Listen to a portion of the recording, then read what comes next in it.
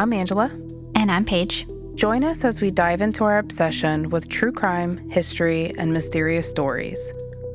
We'll explore the intricate details of the corrupt, the cruel, and the calculating. We assume no responsibility or liability for any errors or omissions in the content of this episode. The Corrupt Podcast is based on the facts and our opinions of the case. Listener discretion is advised. Welcome to the Corrupt Podcast. On April 1st, 2006, at 1:55 a.m., surveillance video shows Brian Shaffer, an Ohio State University student, walking toward the Ugly Tuna Saloona bar entrance. Brian is never seen exiting the bar, and his disappearance remains a mystery. In a city with the most surveillance coverage in the state, how does a 27-year-old man just disappear? Brian Randall Shaffer was born on February 25, 1979, in Pickerington, Ohio. Brian was the oldest son of Randy and Renee Shaffer. He also had a brother, Derek. Brian graduated from Pickerington High School in 1997. He took a part-time job at JCPenney in 1997 and continued working there until 2002. Brian graduated from Ohio State University with a bachelor's degree in microbiology and a minor in molecular genetics in 2003. He also started a job working for Ohio State University as a radiology technician assistant. In August 2004, Brian started at the Ohio State University College of Medicine. Brian's grades were acceptable to get him through school. Brian's MySpace states that his dream was to live on a tropical island, play in a band, and run his own bar. It is speculated online that Brian's heart wasn't really into medicine. He chose the medical field to make his parents proud because his mother, Renee, was a nurse. I tried to find Brian's MySpace account, but it's mostly blank now. Just some of his friends remain, though I'm sure that Tom is still Brian's MySpace friend. Like Tom, the MySpace guy? The creator. The creator he was of MySpace. Everyone's friend. Yeah. And it's still going to be that same darn picture of him in that white shirt just looking behind his shoulder, right? I bet, yes. I was impressed that I could find his MySpace page at all. Yeah. Does anybody still use MySpace? Is it still up? It's still up. So maybe somebody uses it. I wonder if mine's still there. I thought the same thing. I was like, how do I find my own MySpace? This is something we'll be doing on break. To deep dive into finding our own MySpace accounts. Yes. Brian started dating Alexis Wagner in 2004 and discussed proposing in 2005 with his mom, Renee. It was assumed that Brian would propose to Alexis during their pending trip to Miami in April. However, there are no records of a ring being purchased. Alexis was also a second-year med student studying to be an OB/GYN. Renee was diagnosed with a rare type of blood cancer in 2005. For Christmas, Renee gave Brian and Alexis that spring break trip to Miami. They had plane tickets to fly out on Monday, April 3rd, 2006. Sadly, on March 6, 2006, Renee, at just 51 years old, passed away from cancer. Brian had been very close to Renee, and it hit him hard. Following Renee's death, Brian and Derek spent more time together, and Brian checked on Derek frequently. Just 25 days after Renee's death, in the early morning hours of April 1st, 2006, Brian would disappear. At this point in the case, details become uncertain. The information that is available is mostly from opinion or internet sleuths. This case is very gray, with very little black and white. The only thing that we know for sure is that Brian disappeared on April 1st, and as of the time of this recording, has never been seen again. Brian and Randy, Brian's father, met for dinner at Outback Steakhouse in Reynoldsburg on the evening of March 31st, 2006. They made plans for Brian to help Randy clean up his house the next day. Randy said that Brian looked exhausted from studying all week and taking exams. According to Randy, Brian was a night owl and would often start studying at 2 p.m. and working until 8 a.m. the next day. During dinner, they discussed Renee's life insurance policy. Randy would receive 50%, and both Brian and Derek would get 25% of the life insurance. There are internet rumors that Brian and Randy get into an argument, but there isn't hard evidence that they did or did not actually get into this argument. I'm trying to think that over just real quick. Randy was asking his son to come over and help him clean his house. It just seems odd to me for, like a grown-ass man to be asking that of his, I don't know, maybe he was trying to teach him something. Was Brian a slob? Maybe. I mean, he's a 27-year-old college student, but I took it as maybe they were trying to bond and maybe they had to go through some of Renee's stuff, handle some of her clothing and things like that. Okay.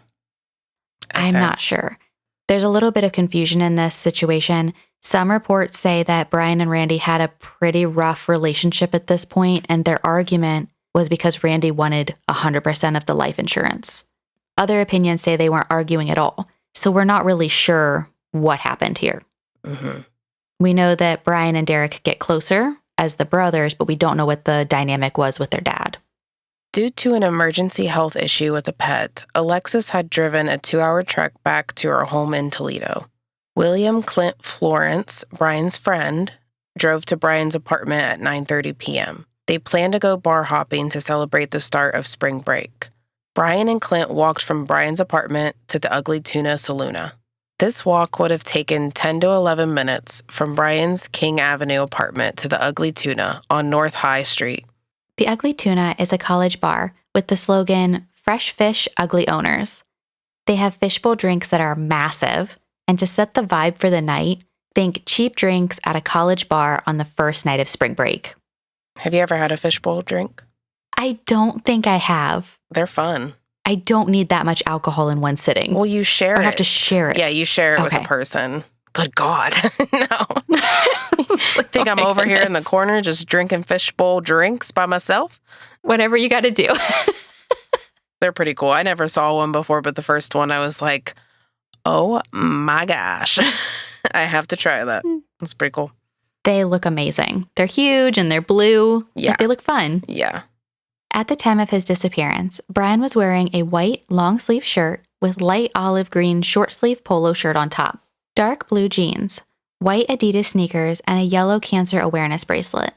While we were talking about Brian's description, he also had a tattoo on his right bicep of the stick figure from Pearl Jam's Alive cover artwork. Brian had hazel eyes with a dot on his left iris. I'm sure you've heard of Pearl Jam before because you're Definitely. you're there, you're it. Like with rock and roll, you're like, boom. I don't know about that. I didn't really know of them. When I was reading, this, I was like, oh, Pearl Jam, like it's a song in one of the games that I play, The Last of Us Part 2. It is one of the best songs. I literally have it on my playlist. It's called Future Days. And it breaks my heart every time. You know Pearl Jam. Everybody knows Pearl Jam. No, we've gone through this before where you're like, you're spitting off all these names of rock and roll artists or just anybody in reality. And I'm like, I don't think I've heard of them before. And you're just like, Angela, you've heard of them. Look them up. It's a true statement because I have heard them before. I just don't really connect the names with the song. I don't think anybody made it through the 90s without knowing who Pearl Jam is. Avid concert goer aside here, nobody made it through the 90s without Pearl Jam. That's what really stood out to me. That's one of my favorite games. When I heard that song, I was like, oh, it's from Pearl Jam, and no light bulb went off. No light bulb of oh yeah, Pearl Jam. It was just, yeah, that sounds like a cool name. Well, and for Brian, Pearl Jam was his band. This was his favorite all-time band, obviously because he got the cover art tattooed on him. Right. At 10 p.m., Brian called Alexis from the bar. They discussed her pet and their trip to Miami the following Monday. Alexis stated that Brian sounded normal. It would be the last time Alexis would speak with Brian. After calling Alexis, Brian and Clint left the Ugly Tuna Saloona. They walked to the Short North Tavern around 10:30 p.m. At 11:30 p.m., they left the Short North Tavern and went to Brothers Bar and Grill. There they met up with Meredith Reed, another friend. We're not sure if these bars are the only ones that the friends went to that night. It's possible that they bar hopped through several businesses on their way. The walk from the Ugly Tuna to Brothers Bar and Grill would have taken them a little less than an hour. Meredith drove the three of them back to the Ugly Tuna, parking in the South Campus Gateway garage. At 1:15 a.m., the surveillance camera over the Ugly Tuna exit showed Brian, Clint, and Meredith going up the escalator to the second floor bar. The Ugly Tuna was a one-room bar on the second floor with a balcony overlooking a courtyard. So it's a bar inside a building with multiple floors, other tenants, and a central courtyard. There are no CCTV cameras inside the bar. I never heard of a bar having an escalator. Have you? This is literally if you have a downtown business and you're trying to cram as many tenants in there as possible. So you walk in the main doors and there's all these other businesses inside. You go up the escalator and there's the bar and other businesses, if that makes sense. But it definitely seems fancy. The complicated part here is that the Ugly Tuna is no longer in business, and everyone calls these exits by a different name. We're going to post photos on our socials that will help clear up some of the camera confusion. As far as I can tell, there were 3 direct exits. Exit 1 was the front exit at the main entrance of the bar, which was to the right of the escalator. So you take the escalator up, turn right, and you're going into the Ugly Tuna. As you go up the escalator, you're looking directly at that surveillance camera. Exit 2 was a rear hallway exit that was used by employees. The rear exit was under surveillance. The police reviewed the footage, but it has not been released to the public. The band and their friends left by this way, but no one saw Brian. Yeah, I trust law enforcement would disclose important information here if they saw something, but why not release it to the public? I'm not sure. Sometimes they do that because they're trying to keep information back that only the wrongdoer would know. Yeah, I just think it would give them an extra pair of eyes maybe if they did release it to the public. Agreed. Thousands of eyes. Yeah. There are so many armchair detectives and internet sleuths digging into this. So many people would review it. And in a cold case like this, maybe they'll take that into consideration going forward. Exit 3 was the emergency fire exit outside of the Ugly Tuna that went straight ahead from the escalator. So again, taking the escalator up, but then instead of turning right into the bar, you walk straight under that surveillance camera. There was a nook area here with an emergency elevator, stairs, some offices, and a storage room. If you take the stairway or the escalator down, it would lead to the ground floor. A camera in that doorway would turn on automatically when the emergency door was opened. Unfortunately, the camera had been overridden by the security guards because it went off too frequently. Of course it was. From the ground floor, there is access to other businesses via a hallway. This was also the portion of the building that was under construction when Brian went missing. The area was unlit, and the exit was locked by a chain, but it was possible for someone larger than Brian to get through that chain-locked doorway. Something also to note is the camera on this exit pans back and forth, so it would be possible for Brian to have made it out without picking up on that camera. And with him being most likely drunk, he could have gotten adventurous here and shimmied his way in. Absolutely. I think that's a theory that definitely holds some weight to it. Law enforcement did confirm from cameras in the courtyard that no one had come through that way. Brian was last seen outside the Ugly Tuna Saloona at 1:55 a.m. on Saturday, April 1st. The front exit surveillance camera shows Brian talking to 2 women. The women say that he was flirting with them and they exchanged phone numbers. In the surveillance video, you can see Brian turn toward the bar when he's done talking, but the video doesn't show him actually entering the bar. It's possible that he didn't enter the bar, but chose the emergency stairs or elevator. In the video, there appears to be 2 police officers or security guards standing right there. Would they have allowed him to enter the emergency exit that went into the construction site? No way. If those were officers, I don't think there would be any way that they would allow him to enter at an emergency exit. These were officers, not bouncers. I would think bouncers maybe, and nothing against bouncers, they do great at their job. But yeah, they have their work cut out for them. Yeah, they certainly do. That's kind of the vibe that I get from watching the video as well, is that these security guards, officers, whatever they are, have their work cut out for them as well, because you can see people off to the left of Brian that do seem like they're getting rowdy. It's 1:55 a.m. The bar is about to close. People are trying to get their last drinks in, and then they're going to wander home and kind of split up. Mm-hmm. It was a big celebratory night. Woohoo, it's the first night of spring break. Yeah. It does seem like people are getting rowdy. I don't know if it's possible that he could have slipped down that stairway or that elevator while the security guards were looking a different direction at someone else. Possible. Anything's possible in this case. Yeah. Brian tells his friends he was going back into the bar to talk to the band. Clint said that he saw Brian enter the bar, but then lost sight of him. And again, the bar is closing in 5 minutes. Why go back into the bar? Why split up? He was very fond of that band. We know the band took the rear hallway exit, right? So, what if he followed them? I mean, it might have been hard to detect him, within the mix of that band and people helping. Absolutely. That's a thought as well. Maybe it was a group of people that walked through that way. Yeah, the groupies. Do people still say groupies? I don't know if that's a thing anymore. I don't think this band was also big enough to have groupies. Let's bring it back, Paige. The corrupt groupies. I like corrupted crew better. Yeah. I think we should stick with crew. Yeah. At 2 a.m., the bar lights come up, and the bar starts to clear out. Clinton Meredith tried calling Brian, but he didn't answer. Clinton Meredith also searched the bar and the bathrooms, but did not find him. Something to note here is that the bathroom doesn't have windows, and the position of the bathroom meant that Meredith and Clint couldn't have missed Brian coming and going. There is surveillance of Meredith and Clint leaving the bar by the escalator and standing outside waiting for Brian. Meredith calls and leaves Brian a voicemail along the lines of, "Hey, we're outside waiting," but doesn't hear back from him. At that time, Brian's phone starts going to voicemail, either due to no service or possibly it had been turned off. The last time Brian's phone pings is from a tower at 2:10 a.m., when Clint sends Brian a text asking where he is.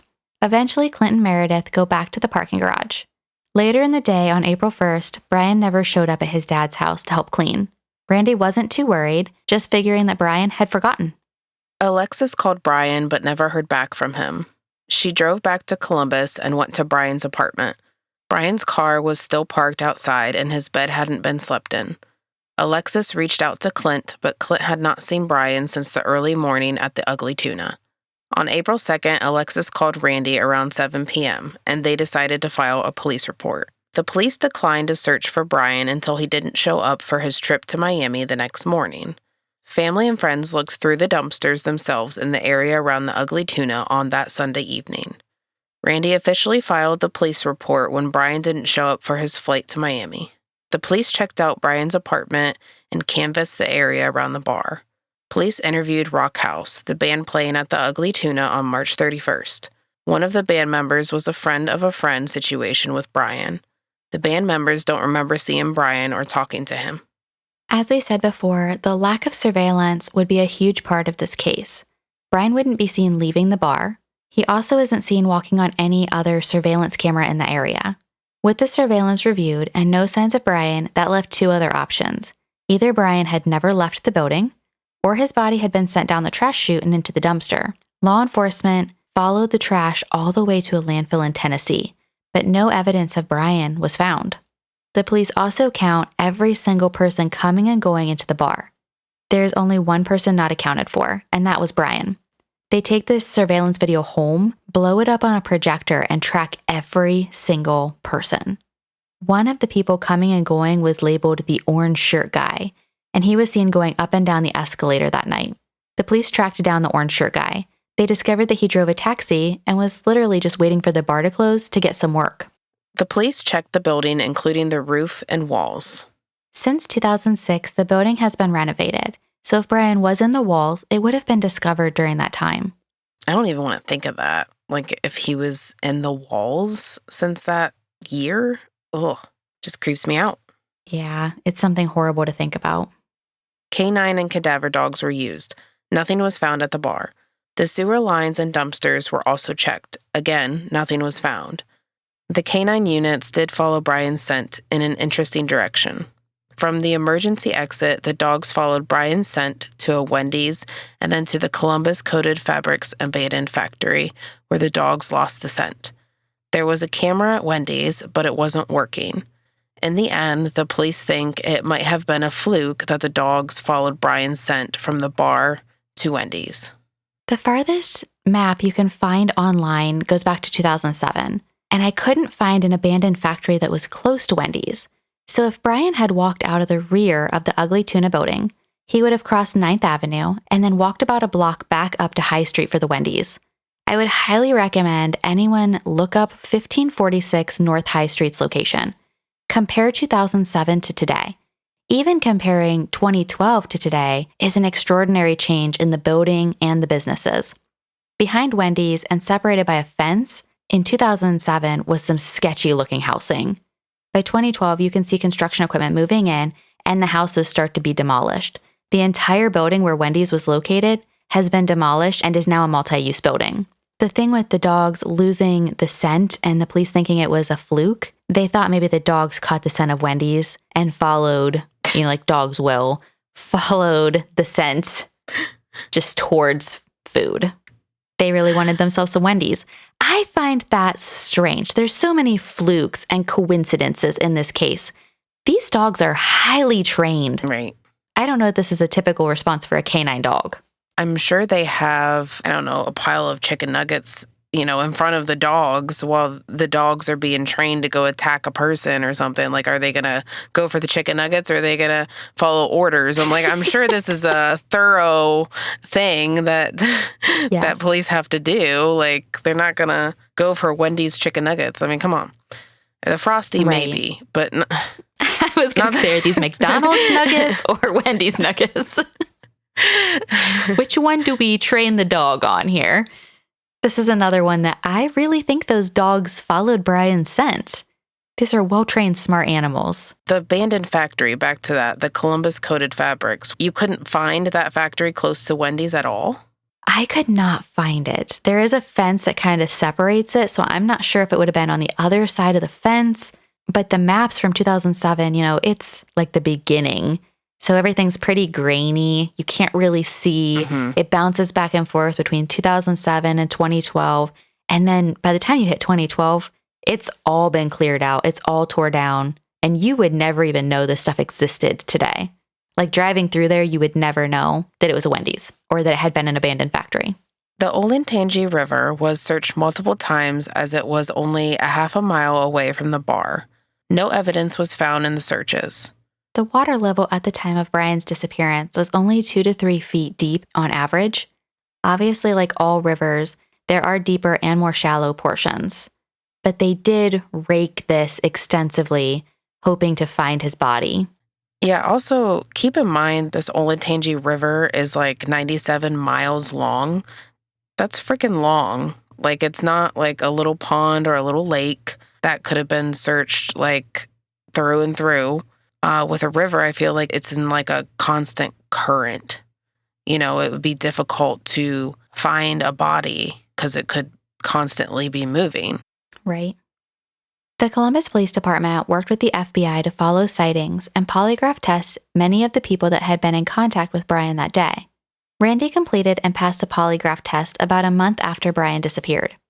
There are hundreds, maybe even thousands of theories on Brian's disappearance. We're going to break down a couple of these theories. The street crime theory. Assuming Brian got into a fight with Clint, maybe he decided to leave the bar on his own. This is a college partying scene at OSU. Brian had wandered away and left a party by himself before, so he didn't even necessarily need to get in a fight with Clint to just leave the bar on his own. In this theory, instead of going back into the bar, Brian slips out without Clint and Meredith knowing. Once on the street and walking back to his apartment, he is the victim of random street crime. Law enforcement confirmed that Clint and Brian did have an argument that night, but it could have been any time between 9 p.m. and 2 a.m. Which doesn't really give us much because that's the time that they got together to do the bar hopping and by the time that like Brian went missing. So it's like, Right. Oh yeah, it could have been between this time and this time. Well, yeah, that's pretty much when they've been together. It's also something to note that this could have been not really a fight, but maybe just a drunken squabble, like drunken bickering. If you get a loud group of people together in a bar at 2 a.m. or even 10 p.m., it might sound like they're fighting, but really they're just, drunkenly arguing about something. So we don't really know, and Clint's not talking about it.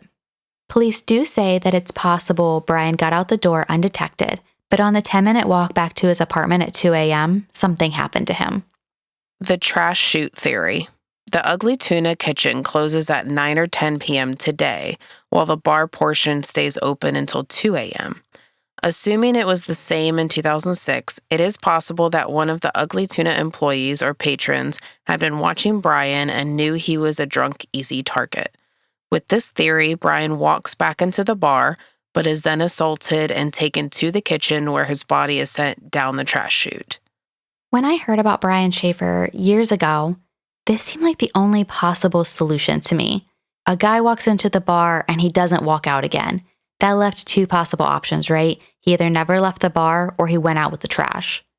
After digging in, there are so many possible exits that this theory just doesn't hold the same weight with me anymore. And what really was the employee's motive here? Like, if they were to do that, whoever the employee was, like, to throw him down the trash chute, was it to, steal from him, just take the money and just throw him down the trash chute? Or they just had a sudden, urgency to hurt somebody? I believe this theory is supposed to be that it's a sudden serial killer type mentality, that someone had been watching him, saw he was an easy target, and took the opportunity.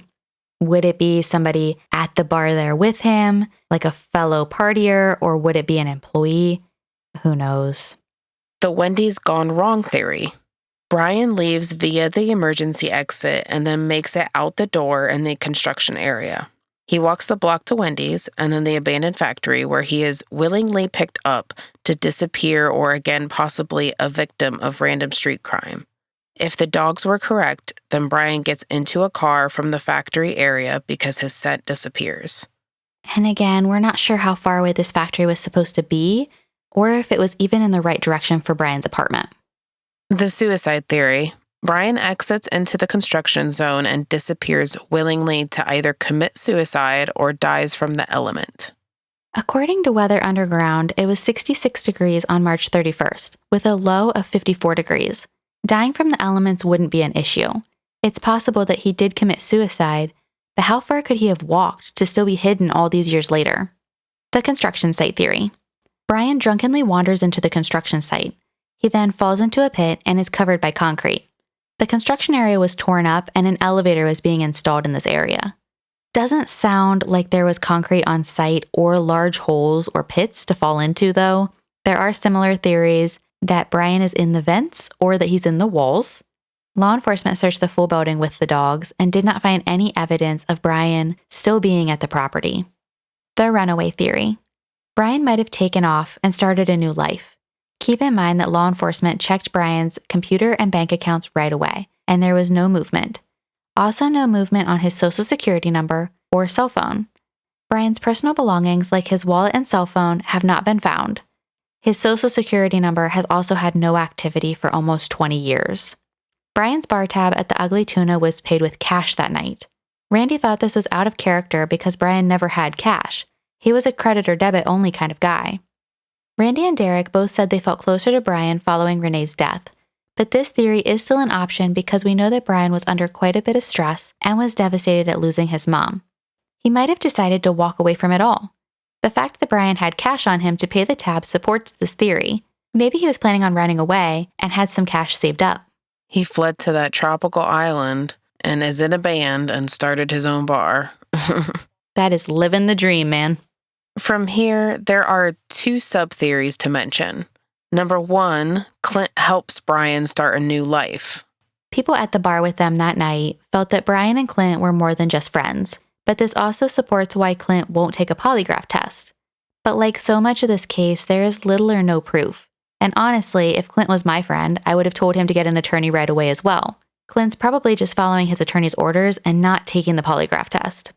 Online sleuths also throw in the fact that Alexis reports that Brian was hot and cold with their relationship before his disappearance. Brian had been going through a tough time and Renee had just passed away 25 days previously. Brian reportedly told Alexis that she would be better off without dating him. On the flip side, the night of March 31st, Brian leaves Alexis a voicemail saying that he loves her and is telling his friends about how great she is. Again, he's grieving. You can clearly see that in his behavior after Renee's death. Number two, to build on this theory that Brian willingly walked away with a different spin, We know that Brian was a big Pearl Jam fan. It was common knowledge to Pearl Jam fans that Eddie Vedder, the lead singer of Pearl Jam, was working on the soundtrack for Into the Wild. The 1996 book and 2007 movie is based on the true story of Christopher McCandless, who left his life and ventured into the wilderness as an adventurer before he sadly starved to death at just 24 years old. Have you ever seen that movie? I have seen the movie. It's rough, isn't it? It's really rough because you know it's based on a true story. Yeah. And they find his writings later, and it's just tragic. Yeah, I didn't know that until after the movie, that it was based on a true story. But yeah, it was very rough to watch. Could Brian have found some inspiration maybe to walk away from it all based on the pressure in his life combined with the idea from the book and the movie? Yeah, that's the theory. The life insurance theory. Back to the main theories, this theory is based on alleged arguments between Brian and Randy. Renee had been paying Brian's tuition and his rent, but Randy had been threatening to cut Brian off. Brian was a full-time student without a job. Brian and Randy had gotten into an argument about the life insurance payout or a possible affair that Randy had been having before Renee passed away. Is it possible that Derek or Randy wanted to split the life insurance 2 ways instead of 3? Derek and his girlfriend Lauren had gone to the Funny Bone that night for a comedy show, and there were witnesses, so we know Derek had an alibi, and Randy's alibi was never confirmed, but he did pass that polygraph test. The smiley face murder theory. There might be a connection between men being murdered and found in waterways between 1990 and the 2010s. We're going to dig deeper into this theory in a special Corrupted clip episode. Now we're going to get into our own theories here. My theory is that he got out of the bar. I don't think he was in there. I don't think he was stuck in there. I don't think he was in there at all. I just have an inkling that he was either going out with the band members or the construction area. From there, some way, somehow, he got into the river. I know this statement is pretty broad, but from there, some way, somehow, he got into the river, whether it was by suicide or crime. His body is or was in the river. I just think that's where he was, and he probably deteriorated or, his bones sunk and just he was in there pretty much. My wish, though, I want him to be alive on a tropical island, drumming in a band, and had started up, a bar named the Pretty Albacore or something, just out of spite for the ugly tuna, just flipping them the bird. Complete oxymoron of the ugly tuna. I agree. I really hope that's true, that he just was like, peace out, Girl Scout. I need to walk away from this all. And that he's somewhere living his best life. Yeah. I think it's unlikely, but I'm with you. I hope and pray that that's the case. My theory, I think it's possible that Brian left the bar through that emergency exit and went through the construction area. I truly believe in law enforcement here. I believe in our dogs. I think they were right. I think he got out of the bar. He walks towards the Wendy's. It's 2 a.m. He's going for some drunchies. And then maybe just starts to walk back to his apartment. Knowing that he paid cash for his bar tab, is it possible that he went to the Wendy's, paid cash there as well? They don't have a camera that works. And then he's a victim of street crime. Also knowing that this area was not great. It's okay today. OSU has really stepped it up. Columbus has stepped it up. But at that time, it was not a great area. Even now, my husband and I, we're fairly local to Columbus. So we went to a venue not 2 blocks away from where Brian went missing a couple years ago. And we're driving in and, it's a rough neighborhood. And then all of a sudden you're 1 street over and it's a really nice road. It's a really nice area. Is it possible back then that it was all bad area? I'm not sure. I don't remember back to 2006 Columbus to what this would have been. It's definitely nice now. Like they have really worked hard to build this up. I really think that he was just the victim of street crime, and his body has probably just never been found.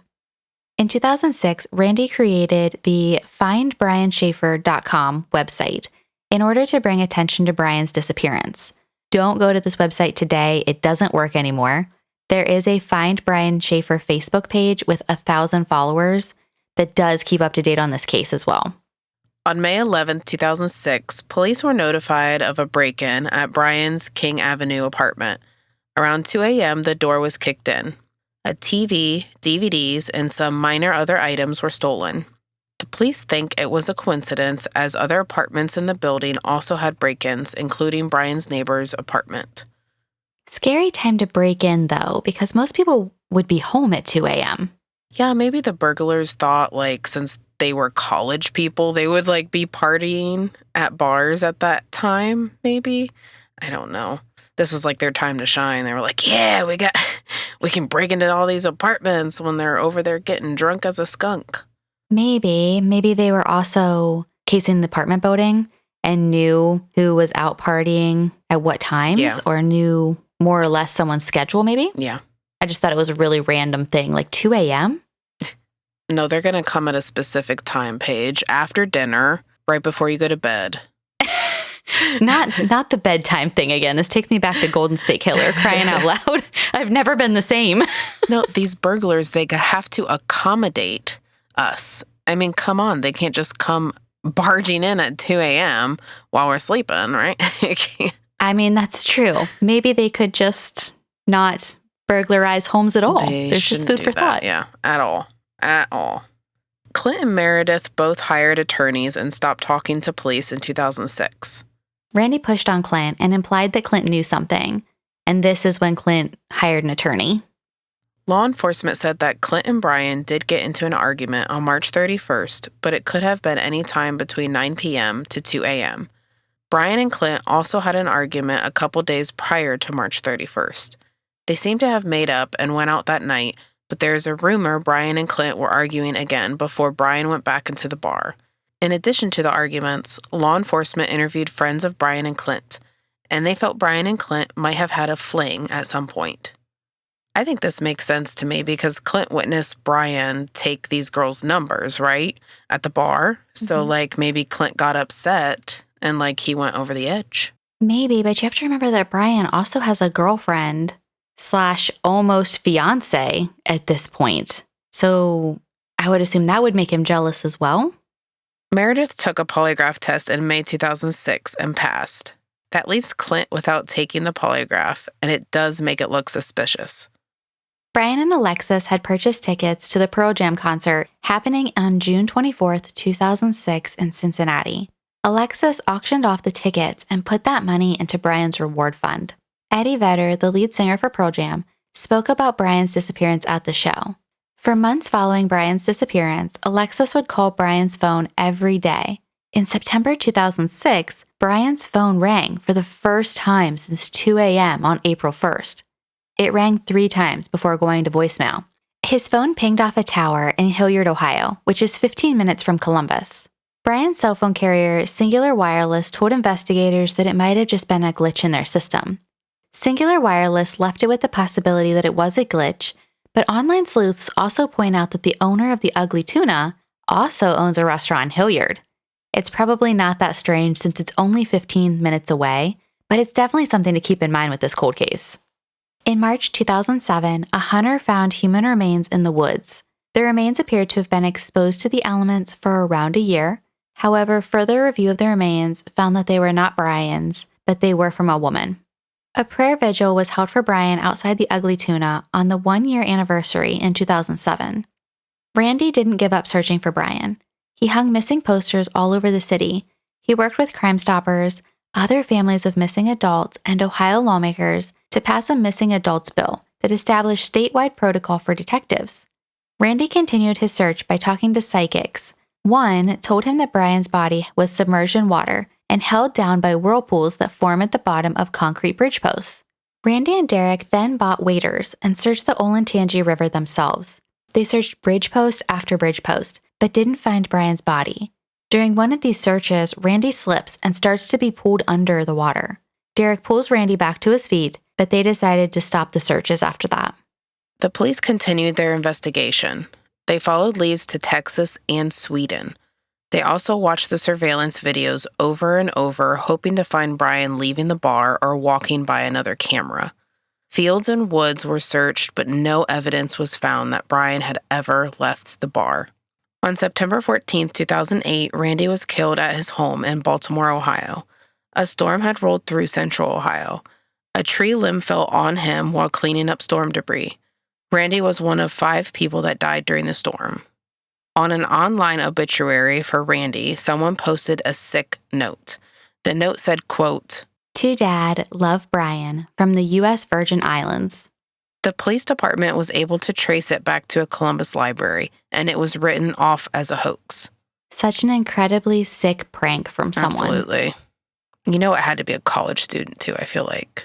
Not targeting them necessarily, but like just a dumb hoax. Yeah, I thought the same thing, like maybe like a 13-year-old kid that doesn't understand the man hours that would go into tracking that down and also how that would make the family feel. Mm-hmm. In a 2009 interview with the Columbus Dispatch, Brian's brother Derek was quoted saying, "As soon as the detectives started getting involved, that's when he pretty much had no contact with anybody. I've always thought he definitely knows something. He just won't come forward with it." In the same article, Alexis also said that she didn't think Brian just walked away from his life and family.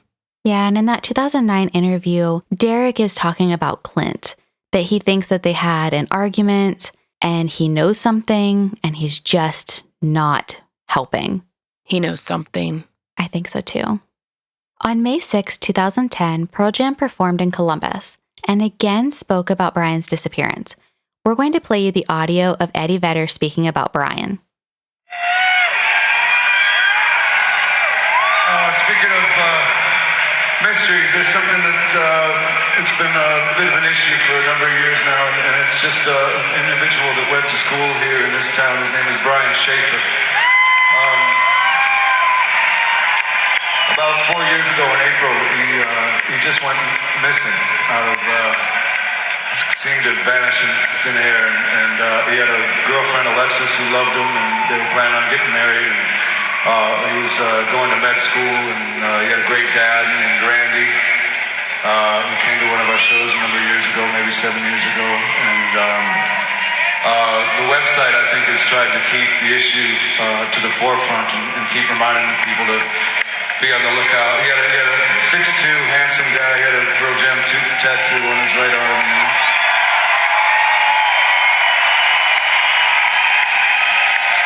So the fan site tried to keep the issue afloat, but to no avail. So we just want to, we were taking a second back there trying to figure out what to play, and we just want to send this one out to him and let him know wherever he is, we're still thinking about him. This is what rock and roll is all about. I love that Pearl Jam used their platform to help, not just once, but twice. On the screen, they also posted Brian's missing poster. They follow this by dedicating their song Come Home to Brian.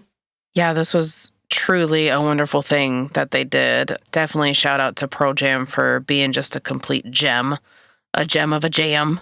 You know, the Pearl Jam. Brian was legally declared dead in 2013. Police announced they had 3 new theories in 2014, but didn't release any information to the public. 10 years after Brian's disappearance in 2016, the police said there was no evidence of foul play, and it was just as likely that he was dead as alive. By 2018, the Ugly Tuna Saloona closed their doors at their High Street location. The bar reopened in a different location, and in 2019, a new detective took over Brian's case. A photo of a homeless man in Tijuana went viral in 2020. The man in the photo looked similar to Brian, but the FBI did confirm with facial recognition that it was not Brian. And in this photo, the gentleman is possibly sleeping, could be passed out, his eyes are closed, his head's tilted up. He looks pretty run down. Obviously, he's homeless, so I think you can get the mental picture here. He does look surprisingly like Brian, like his face structure looks very similar, but they confirmed that it's not him. There's a possibility that it could have been like a mistake, the facial recognition, you think? Maybe. Because if he had a beard and if he had longer hair or something like that, then it would be more difficult. Agreed. I would think that the technology would be more advanced by now, though, that it would, I don't know. Confirm if this was a true match or not. Yeah. Well, and then following that, in March of 2021, just a year later, an age progression photo was released. This photo shows what Brian would have looked like at 42 years old. And again, we're going to list this on our socials.